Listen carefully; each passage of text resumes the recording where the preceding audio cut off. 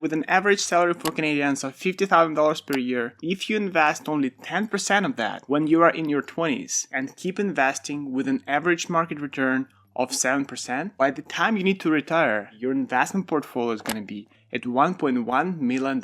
You see, you can start small and eventually it's going to add up. While it may not seem like a huge amount of money, it's not a fortune that changes people's lives. Don't underestimate $1,000. And today I'm going to be breaking down how you can invest your first $1,000, because that can become your first step to become financially independent. Put that money to work and keep investing, keep adding to it with the long-term goals in mind in order to achieve this financial independence in the future. The first option is going to be put it under a mattress. It's the way to save your money, and it's been for me as well when I was a kid. Jokes aside, there are actually people who are doing it right now when they're adults. Your money sitting in cash is actually the worst idea because they're going to be eaten up by inflation. And the average inflation rate in Canada right now is around 2%. Every year, if the average inflation rate is going to be the same for years, every year your money is going to be losing 2%. So you're not actually saving, you're actually losing money. This step is a no-go.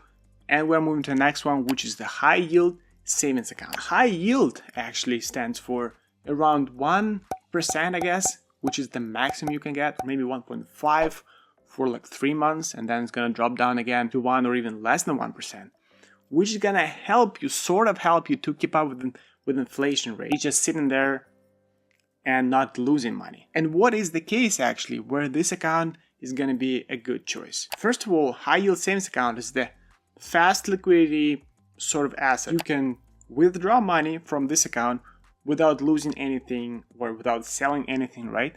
And use it for whatever you need to. That is why this account is the best one for emergency funds. And you gotta have your emergency fund, first of all, before doing any sort of risky manipulations or risky investments, right? For at least 3 to 6 months of your expenses. As for example, if you put your money in the stock market and it's going to be a market crash, and without having emergency fund, you're going to be selling those stocks to cover your expenses. But if you have your emergency fund sitting on the high interest savings account, then you can use that and do not touch your investments. For all the other use cases where you want to multiply the money you have, you want to grow your money or put your money to work, the high yield savings account is not the case for you. That's why we're moving to the next one, which is going to be day trading. Super risky. I'm not encouraging anyone to do it unless you're actually familiar with it and you're professionally trained to do day trading. 80% of people who are doing day trading, they actually lose money. And only 10% of people actually make some profits, and the other 10% actually stay the same. No profits, no losses. I'm not doing that myself. But this is the way how you can quickly multiply your $1,000 and make it $2,000 and $3,000 and $4,000, right?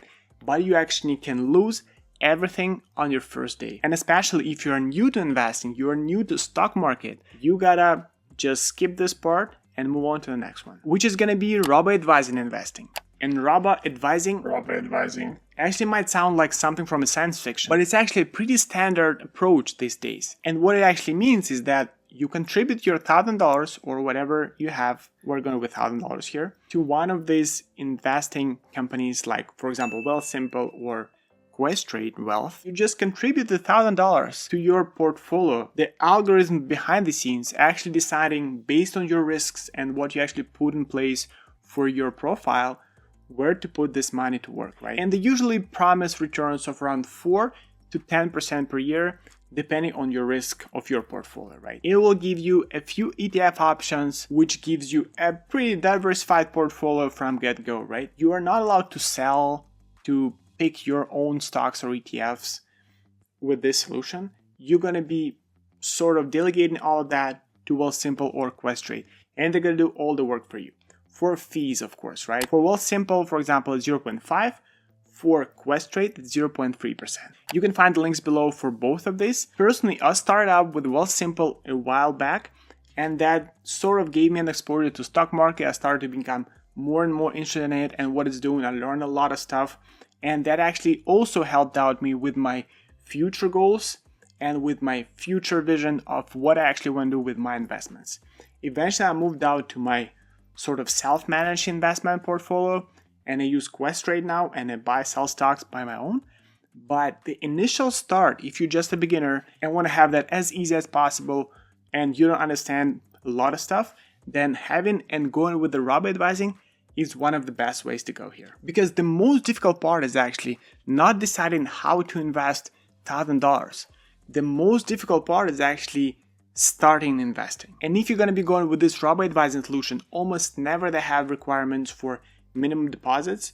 You can go with as little as $50 or $100 and whatever. And then later on, you're going to be so excited because you're going to be seeing all these returns back. You're going to start contributing even more to it. You may be going to be moving out and do it on your own because it's super exciting stuff. And I love it a lot personally, because what can be better? Actually, a lot of stuff. But what can be better than making more money with your own money without a lot of effort? Moving on to the next option for your $1,000, and it's going to be buying ETFs on your own. So this is actually even better than robo-advising because you are not going to be paying a ton of fees now. You're going to be managing on your own everything. So you're going to be deciding what your return is going to be look like, what ETFs going to be buying. Do you want to have a dividend portfolio? Do you want to have a growth portfolio with your ETFs and all that? And for this to work, you're also going to need a brokerage account with Wealthsimple, Trade, or Questrade. There are also some others on the market as well, but I like these two. They're actually linked below. You're going to get some bonuses on top of that, like free money to trade and all that. How you can do it and what ETFs you're going to buy is totally up to you. I have a ton of videos how you can go with ETFs, picking the lowest fees ETFs portfolio, core ETFs that you might need in your portfolio, going with the REIT, Real Estate Investment Trust ETFs, the dividend ETFs, maybe picking one of the best Vanguard ETFs, maybe a single ETF, the S&P 500, the VFV.to ETF. It's super easy because you're going to be holding a single ETF. What I mean is that there are single ETF portfolios based on your risk. For example, for Vanguard, there are 4 of those. There's a conservative, there's a balanced, growth, and full equity ones, right? So if you're in your 20s, 30s, or 40s, I would suggest you go with the full equity single ETF portfolio. If you want to have a portfolio hands-free, nothing to manage, you buy a single ETF all the time and hold it forever, basically, until you retire and start using it, then this is the best way to go. It's definitely something you want to consider to make your portfolio as easy, as simple to manage as possible, and also get a ton of returns back. Now moving on to the next option. We're almost there. So the next one is going to be buying growth stocks. It gives you a ton of returns back. There are no fees associated with it. With investing, you're in the market for a long term. Time in the market, not time in the market. I keep saying it every single video. Invest for a long term, at least 10 to 20 years. And going with this growth stocks with your initial investment for your $1,000 is actually not the worst solution if you pick the right stocks for your growth, the stocks you actually believe in for the future. But if you're new to the stock market, if you're just starting out, then going with stocks is actually pretty risky.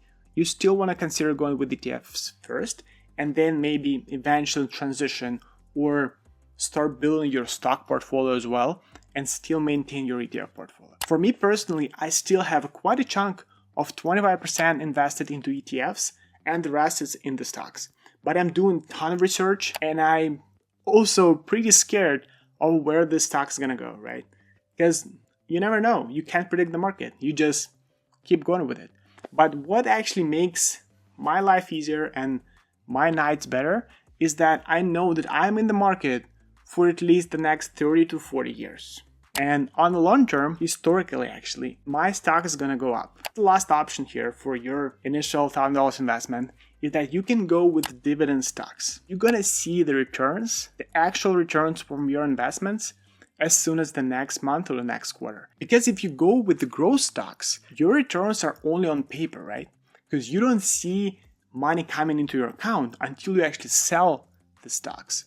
With dividend stocks and dividend investing, dividend ETFs, you're going to be getting returns, you're going to be getting paychecks paid to you every single month or every quarter. Different companies pay dividends on different schedule, right? And the other very important part for dividend investing and dividend stocks is that you're sort of securing yourself from all the market crashes or market corrections, right? Because the dividend is going to be paid out no matter what.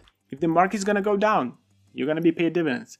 If the market is going to go up, you're going to be paid dividends. No matter what's happening with the stock market, you're still going to be getting these dividends. This is true specifically for dividend ETFs because they just track the index. If, say, the dividend company stopped paying dividends for whatever reason, the ETF is going to substitute that company with a different one. So you're still going to be getting dividends. If you invest directly into dividend stocks, then you need to manage that on your own, and you need to track the companies that you're investing into and see if they're going to be cutting the dividends, if they're going to be growing their dividends. So all that management and control is all on you. With ETFs, it's you sort of delegating that to the ETF provider. For your $1,000 initial investment, going with dividend stocks is actually less risky than going with the growth stocks, as you can pick the best dividend players, dividend stocks out there on the Canadian stock market. I actually have a video about those. You can go with Dividend Aristocrats, which are the companies that consistently grow their dividends year over year for at least 5 years consecutively. And the other good part with dividend investing is that, for example, if you're in Ontario, Canada, and you don't have any sort of other income besides your dividend portfolio, say it generates you around $50,000 per year in dividends, and you don't have any other income, then your dividends are not going to be taxed. It's almost 0% tax. Having all this $50,000 to yourself without paying any tax on top of that. I'm sort of moving that direction as well with my portfolio. I'll see where I'm gonna go. I'm gonna keep you updated on that. With all that, thank you for watching. Don't forget to smash the like, subscribe to my channel, leave a comment. Happy to chat about anything. Keep investing and start your investing. Cheers, bye.